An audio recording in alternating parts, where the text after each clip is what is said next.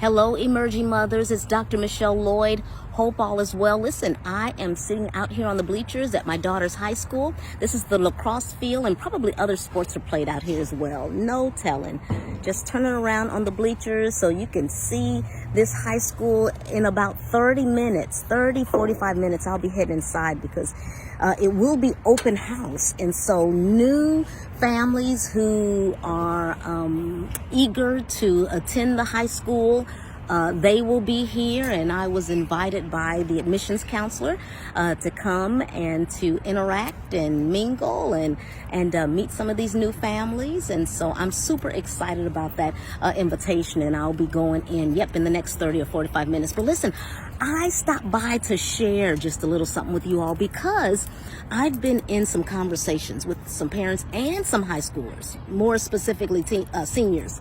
And I'm just discerning, I'm sensing this insurmountable amount of stress, which I'm sure that some of you all are as well because you have seniors in our group. And, you know, I talked to the parents just a little bit about normalizing the stress that they're feeling. I know that could be a challenge to do. Like, normalize stress? What are you asking us to do?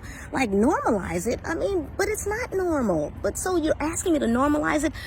Absolutely, yes, because guess what? Especially if this is your first teen that's going off to the college campus and you're unaware of exactly what to expect and what this transition day will look like, and I'm clear that you probably have a checklist regarding what all to prepare or what all to do leading up to that point. But especially for the first time parents, do you actually know? And even if your second teen is going off or your third teen is going off, you still have an idea, but maybe they're going to a different university, the second child, or maybe, of course, I'll be heading in soon because I'm starting to see a few gnats, and so I will be heading in. But I want to complete this thought that, you know, do we know exactly what is going to happen with each and every one of our teens?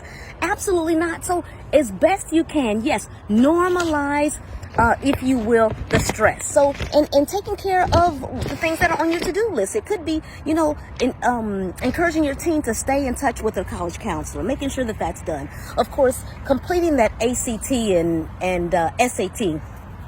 Making sure that your team has their personal references, you know, in case that's needed in the long run. Of course, making sure that they're requesting their transcripts and reaching out, making sure that they have their reach universities and their dream universities and those universities that they know that they can get into, those safe universities, and sending out their thank yous to folks, you know, all of those things that ought to be on the checklist. You know, just crossing those off and dotting our I's and crossing our T's, and just, you know, knowing that stress is going to be there. A change is happening. And when we're unfamiliar totally what's happening as far as the change is concerned, then guess what? As a result, there is going to be stress. And so even with, I've gone through it twice already. My third daughter will be going off in a few years. Do I know all of what to expect? Unable to say that I do, but I will normalize it as well. So that's number one. Reminder number one. Reminder number two is, you know, it may be a great idea, you know, as opposed to us just, us mothers just guessing on our own those things what our teens may need from us. How about we just go ahead and ask them? Listen, you know, we know that this transition is going to occur. John or Jane, you know, help me to help you. What is it that you and I need to spend time doing between now and then? You know, is it me encouraging you to make your own doctor's or dentist or hair appointments? You're doing that on your own? Okay, and does it mean me, you know, helping you to refill your medication? You know, the school that you're attending, that is out of state. How about the next time we make travel plans, the next few times, then you do it. And then I'll be there to help, just so that you know how to make travel plans and you feel comfortable with making those travel plans. How about grocery shopping? You know, how about you put the list together? And then I just give you the dollars. And then you, of course, fulfill the grocery list by you going in and bringing the groceries back home, and you even putting the groceries up. And how about 2 weeks later, then you go ahead and just make dinner for the family. It could be, when we go places, sometimes forms need to be filled out. How about, I allow you to, of course, fill out the forms. Or it could be, I was noticing that the other day when you were washing, can I support you in reference to doing the laundry? Do you have any questions about that? Or and as you're working with them on these things, and I think you all get the hint, get the point. As you all are working with them on this, and then you begin to gradually step back so that they're able to do it on their own, then I think that's a great way for allowing them to help you help them. So how about, that's reminder number 2. How about we do that? And then also, how about we also allow them to talk more while we talk less and listen more? We could learn so much from them when we listen. You know what? And I'm even talking to myself, because I'm thinking I'm, parenting and teaching and wanting them to be just well equipped. Some of the ideas that I hear from my teens, and I'm sure that you can relate to me. Let's be honest and just keep it 100. Some of the ideas that our teens share with us, we're like, I didn't even think about that.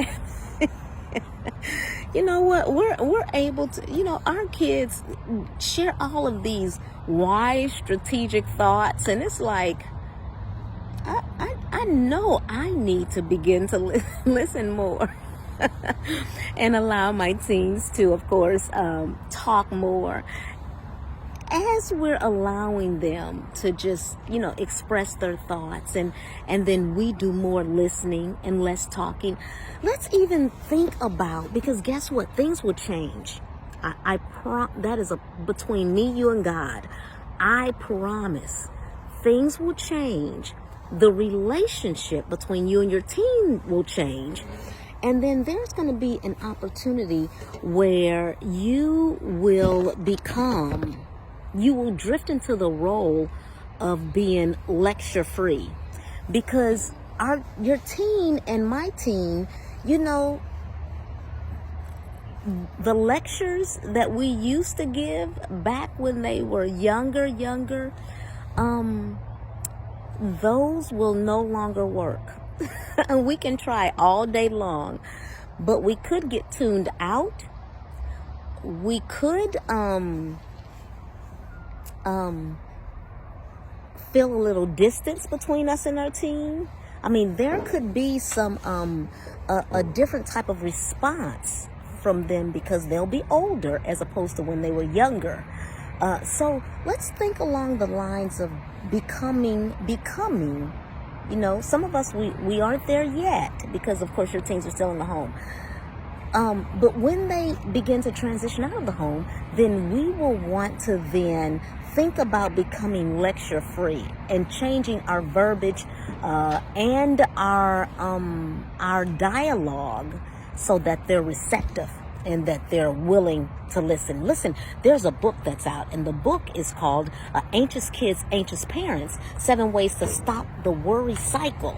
That is a very popular book, and I am in the process of reading it right now. It's very, very interesting, but that could help to give you what you need as you're preparing for your teen's transition. So listen, those are my 3 points. Normalizing stress, of course, and then allowing your teen to help you help them by finding out what help do they need from you, and then us, of course, talking less as we listen more. So listen, I love you all. I appreciate you. And I will be back next week. And you all just continue to DM me like you have with questions, and I will help as much as I can. And then guess what? It could be a question that others in the group may want to hear. And so if that's the case, feel free to even place it in our private Facebook group. Thank you so much. Love you tons. And I will talk with you soon. Take care. Bye.